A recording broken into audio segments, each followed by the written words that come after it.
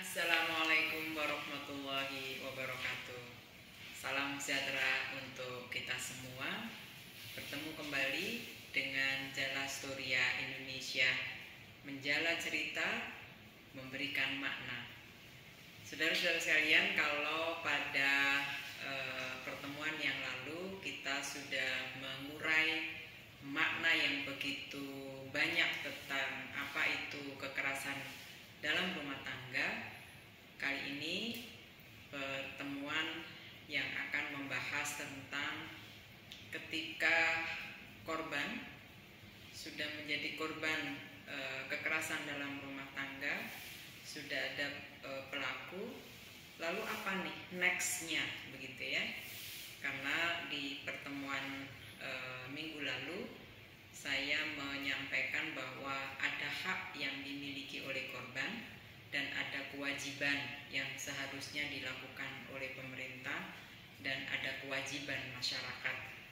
Nah, bagaimana tanggung jawab pemerintah, kewajiban masyarakat terhadap korban? Yang paling utama yang akan kita bahas pada sesi ini adalah soal pemulihan. Karena hak korban itu minimal ada 3 besar yang harus didapatkan, yaitu hak atas kebenaran melalui proses hukum, lalu hak atas pemulihan, dan hak atas keadilan. Tiga-tiganya ini bukan berarti dapat satu-satunya, enggak, tapi ini secara simultan diharapkan tiga-tiganya bisa dirasakan oleh korban, ya. Karena sesungguhnya dalam kasus kekerasan dalam rumah tangga yang menjadi korban itu tidak hanya tunggal, ya, tidak hanya korban langsung, tapi seperti yang kita ulas pada pertemuan sebelumnya, ada korban langsung tapi dampaknya itu juga dialami oleh korban-korban ikutan lainnya, ya, keluarga yang tinggal di situ, anak-anak, dan juga masyarakat dan lingkungan sosialnya.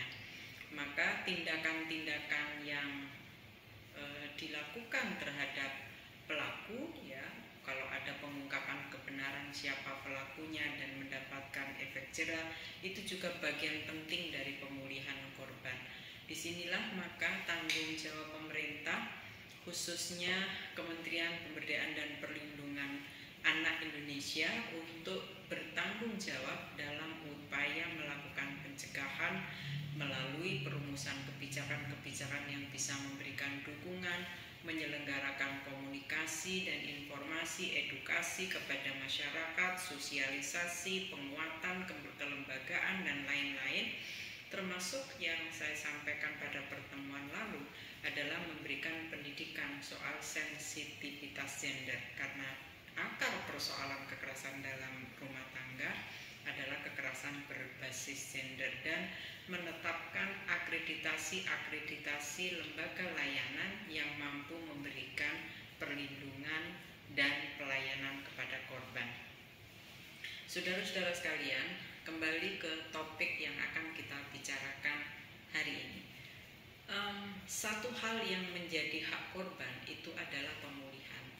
Nah, sering kemudian orang bertanya, kenapa pemulihan? Apa kepentingan pemulihan bagi korban?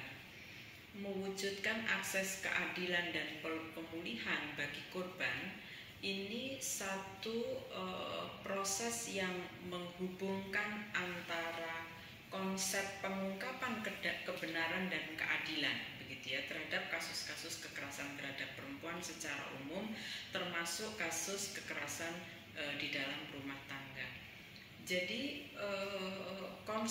konsep yang pernah digagas oleh Komisi Nasional Anti Kekerasan Terhadap Perempuan, di mana ada satu sistem peradilan pidana terpadu, itu adalah salah satu sistem yang memadukan keseluruhan proses ketika korban mengalami peristiwa kekerasan, termasuk kekerasan dalam rumah tangga. Jadi di pertemuan sebelumnya sudah saya singgung, ya, bentuk-bentuk kekerasan terhadap perempuan, ada KDRT, ada kekerasan di masa pacaran, ada kekerasan di ranah publik yang lain ya.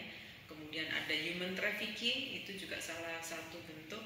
Nah, pemulihan ini adalah satu rangkaian layanan terpadu yang perlu sekali dipastikan bahwa korban mendapatkan secara utuh sehingga bisa dirasakan keadilannya, begitu ya, mulai dari proses hukum dan pemulihan, gitu ya. Saudara-saudara sekalian, kita tahu bahwa proses pemulihan atau juga sering dikenal dengan sebutan rehabilitasi bagi korban ini memiliki efek penting ya, memiliki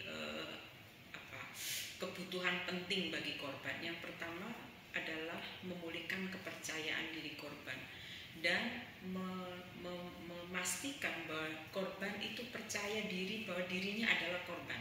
Sebab kadang-kadang yang saya temui ketika saya melakukan pendampingan, korban itu kadang-kadang menyalahkan dirinya sendiri. Saya yang salah, bukan dia, bukan pelakunya. Jadi dia merasa menjadi bagian dari peristiwa kekerasan itu, gitu ya. Padahal sebetulnya itu akan menyulitkan dalam proses pengungkapan kebenarannya. Karena menyalahkan diri sendiri, merasa bahwa dia menjadi penyebab, dia punya kontribusi terhadap terjadinya peristiwa kekerasan itu, dan bahkan kadang-kadang menyalahkan menyesali kenapa waktu itu dia melakukan hal-hal yang kemudian menjadi peristiwa sebab peristiwa itu terjadi. Nah, memulihkan kepercayaan diri korban ini bagian dari proses rehabilitasi yang paling utama untuk dia lebih confidence ya. Ini bagian dari self determination, kemampuan korban untuk mengolah bahwa dirinya adalah korban. Dan kalau dia sudah percaya diri bahwa dirinya korban, maka dia bisa memperlihatkan apa kebutuhannya kalau dia jadi korban, termasuk meminta keadilan, termasuk mengajukan diri agar proses hukum dan memberikan efek jera kepada pelaku. Oleh karena itu, seringkali konsep pemulihan pada korban di awal itu menjadi penting sebelum proses hukum. Nah, ini yang terkadang tidak di seluruh peristiwa itu ada ketersediaan psikolog ya untuk melakukan pendampingan di proses awal sebelum tindak lanjut upaya-upaya pengungkapan kebenaran. Jadi proses pemulihan itu tidak hanya di tingkat hilir di ujung setelah proses hukum, tapi sesungguhnya sebelum proses hukum pemulihan ini justru paling penting. Kenapa? Agar korban, terutama korban KDRT, siklus kekerasan yang tadi gamang, takut, khawatir, menarik diri, itu kan tidak sampai terjadi. Kita sering mendengar keluhan dari para pendamping ya dan aparat penegak hukum. Kadang korban tuh setelah setengah kuat gitu ya, kemudian ingin segera melaporkan pelaku begitu ya, tapi kemudian menarik kembali bahkan kemudian bahkan bisa mempersulit di kemudian hari. Nggak berapa lama melapor lagi. Itu siklus itu seringkali terjadi. Kenapa? Karena tadi ada proses pemulihan di awal itu yang tidak dilakukan. Padahal ini penting untuk memulihkan dan membangun kepercayaan diri korban, self determination korban, untuk dia percaya diri bahwa memang betul saya korban dan saya punya hak untuk mendapatkan kebenaran dan keadilan. Nah, ya itulah yang disebut dari meningkatkan tanggung jawab. Ya, jadi setelah dia tahu bahwa dirinya korban, dia bertanggung jawab terhadap dirinya. Oke, Kalau gitu saya harus bertanggung jawab kepada diri saya bahwa saya minta agar diungkap siapa pelakunya, bagaimana kebenarannya, karena keadilan itu bukan hanya untuk dirinya korban secara langsung, tapi juga bagi anak-anaknya ya yang ada dalam rumah tangga itu, mungkin saudara-saudaranya tinggal di situ, keluarga besar dan juga masyarakat. Itulah kenapa pemulihan ini juga memiliki fungsi sosial ya, memiliki fungsi sosial karena akan berdampak secara langsung kepada pihak-pihak yang ada di ruang lingkup tempat di mana korban mengalami trauma dan kejadian itu. Nah, apakah berhenti sampai di situ? Tidak. Pada saat proses-proses penanganan perkara, kalau ini ada upaya sampai kepada pengungkapan kebenaran, ada proses pengadilan dan lain-lain, proses pendampingan pemulihan korban ini secara simultan tetap harus dilakukan.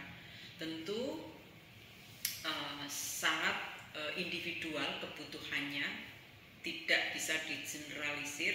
Setiap korban punya cara dan tingkat kebutuhan yang berbeda-beda. Ada yang cara pemulihannya dengan misalnya saya pernah melakukan pendampingan, ingin dipulihkan dengan cara layanan psikologis ya, dengan psikolog, berkali-kali minta bertemu dengan psikolog supaya dia tidak menyalahkan dirinya dan lain-lain gitu ya. Ada juga yang dengan cara memilih dengan cara berwirausaha gitu ya. Jadi dia ingin melupakan peristiwa itu dengan cara berwirausaha, minta modal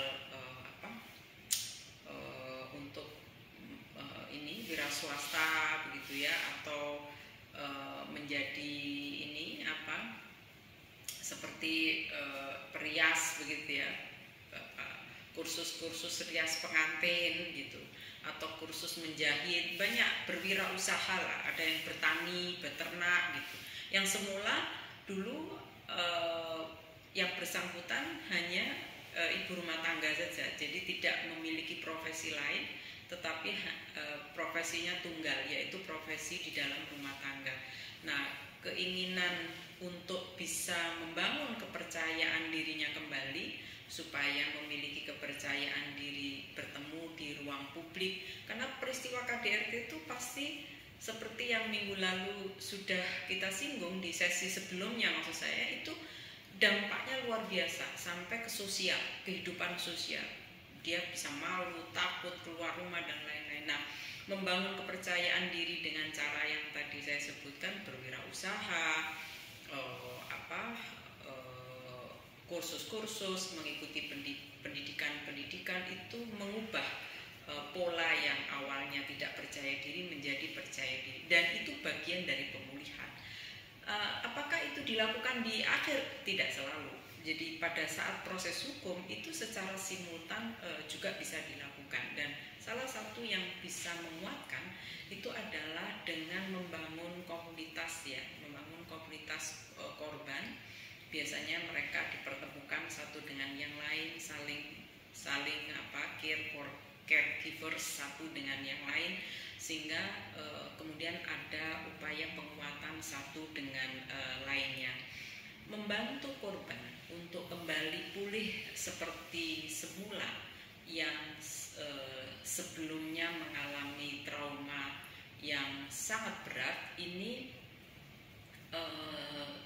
sebetulnya satu tanggung jawab yang juga dibebankan oleh undang-undang ini kepada pemerintah. Jadi bukan hanya korban mendapatkan kepastian hukum, tetapi juga mendapatkan pemulihan dan keadilan gitu. Makanya bagaimana keselamatan korban ya, layanan-layanan yang efektif dan efisien itu juga harus dilakukan. Menjamin keselamatan itu misalnya salah satunya yang kalau kita perhatikan adalah dengan melindungi dalam yang seringkali masih menjadi kendala ya, shelter atau rumah aman ini selain jumlahnya terbatas, terkadang lembaga-lembaga layanan yang dibentuk oleh pemerintah itu juga memberikan fasilitas untuk jumlah waktu yang sangat terbatas. Saya pernah menemukan keluhan korban, misalnya kami dibatasi Bu, di situ hanya boleh 7 hari gitu. Lalu di kemudian hari saya mendapatkan informasi di tempat yang berbeda bisa 7 hari, lalu diulang 2 kali gitu. Padahal di dalam prakteknya korban KDRT itu bisa memerlukan waktu lebih dari 7 hari, bahkan 2 kali 7 hari gitu. Jadi ini memang satu hambatan tersendiri ya di dalam rangka upaya membangun confidential daripada si korban ini, karena lembaga-lembaga seperti shelter terkadang ini memiliki jumlah waktu yang sangat terbatas untuk memberikan pendampingan, padahal di aspek yang lain korban masih membutuhkan pendampingan itu dan ingin menjaga jarak dari pelaku, bahkan ingin terlepas dari pelaku. Ini kekerasan dalam rumah tangga ini memang memiliki kekhasan ya, dan layanan yang diberikan memang belum sampai pada tahapan layanan yang sangat optimal. Nah, sebetulnya saudara-saudara sekalian, pemulihan yang diberikan dan menjadi tanggung jawab negara ini tidak hanya kepada korban secara langsung, tetapi korban yang terdampak ya, jadi anak-anak. Itulah kemudian Komnas Perempuan menggunakan terminologi pemulihan dalam makna luas. Jadi bukan hanya korban secara langsung, tapi korban yang terdampak lainnya itu juga punya hak untuk mendapatkan pemulihan. Jadi anak-anak ya, keluarga yang tinggal serumah yang juga terdampak dari peristiwa kekerasan dalam rumah tangga itu juga berhak untuk mendapatkan pemulihan. Nah, di satu hal lain adalah tentu kita lihat ada keterbatasan-keterbatasan. Maka di Undang-Undang Tindak Pidana Kekerasan Seksual nomor 23 tahun 2022, ini saya kadang-kadang agak confuse ya, nomornya sama dengan Undang-Undang PKDRT 23, satunya 2002, satunya 2022. Di situ ditekankan bahwa dalam konteks pemulihan dan perlindungan korban, termasuk pemberian restitusi, itu ada peluang ya menggunakan dana-dana di luar dana pemerintah maupun memungkinkan swasta dan pihak-pihak lain yang tidak bertentangan dengan undang-undang. Sementara di undang-undang PKDRT ini memang bertumpu pada undang-undang pemerintah gitu. Meskipun sebetulnya ada kewajiban masyarakat gitu, tapi secara anggaran itu memang bertumpu pada dana pemerintah. Kalau di Undang-Undang TPKS untuk restitusi bahkan dibuka peluangnya itu adalah dana-dana yang bersumber di luar pemerintah. Jadi dana pemerintah pun ada, tapi juga diatur peluang menggunakan dana-dana dari swasta maupun masyarakat, bahkan dana zakat ya yang bisa juga gunakan karena untuk memfasilitasi orang yang sedang teraniaya, mereka yang menjadi korban. Nah, ini saya kira ke depan ini menjadi sangat penting ya, karena seperti yang sudah sering sekali saya singgung, proses pemulihan dan rehabilitasi yang prima, yang baik itu bagian dari upaya pencegahan keberulangan gitu. Karena bagaimanapun ketika pemulihan tidak terjadi begitu ya, potensial korban akan mengalami korban berkali-kali karena tadi belum ada kepercayaan diri ya, belum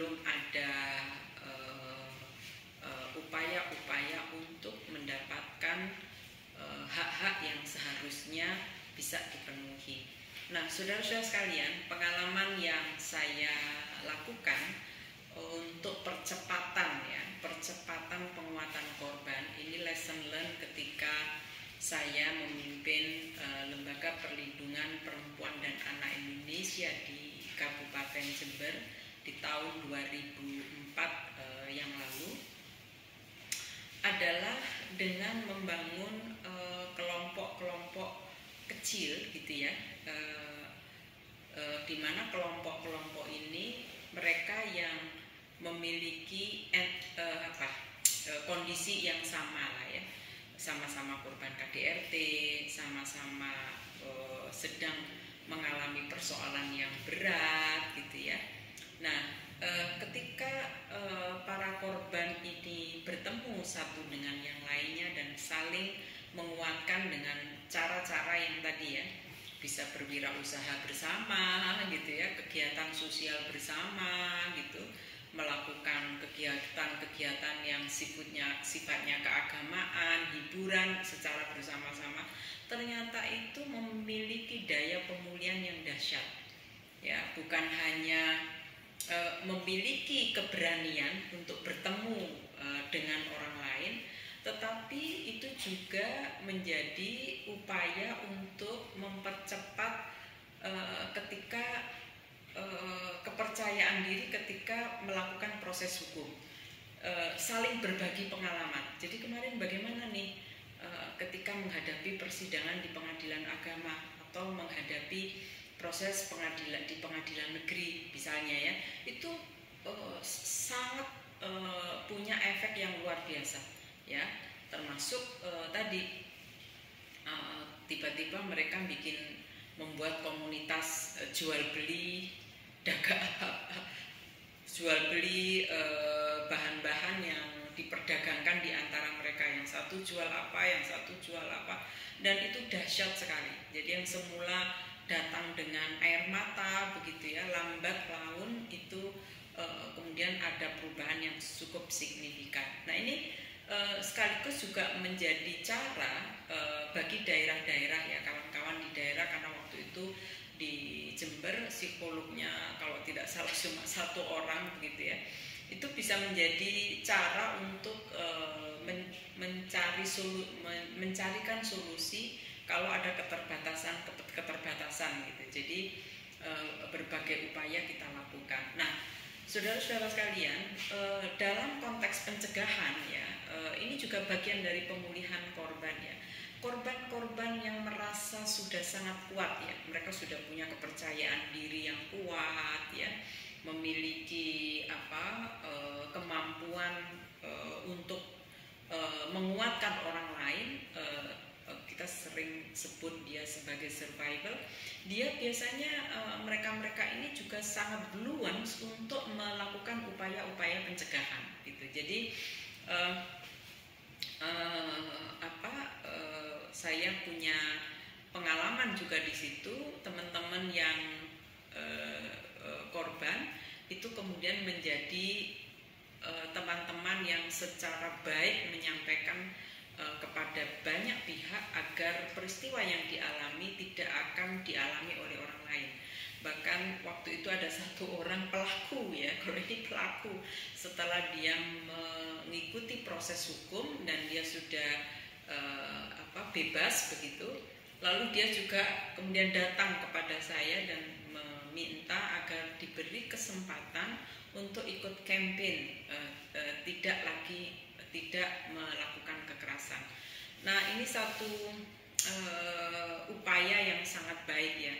Artinya ketika kita bicara pemulihan kepada korban sebagai hak, maka melahirkan kewajiban bagi banyak pihak untuk menggunakan sekreatif mungkin ya berbagai bentuk dan cara agar pemulihan itu bisa mempercepat korban kembali pulih seperti semula. Itu pentingnya pemulihan, karena dengan pemulihan yang baik akan 1000 kali dapat mencegah keberulangan peristiwa yang sama kepada korban dan korban-korban lain yang potensial terdampak pada kasus KDRT maupun kasus-kasus kekerasan terhadap perempuan lainnya. Sampai ketemu di sesi berikutnya. Salam, wassalamualaikum warahmatullahi wabarakatuh.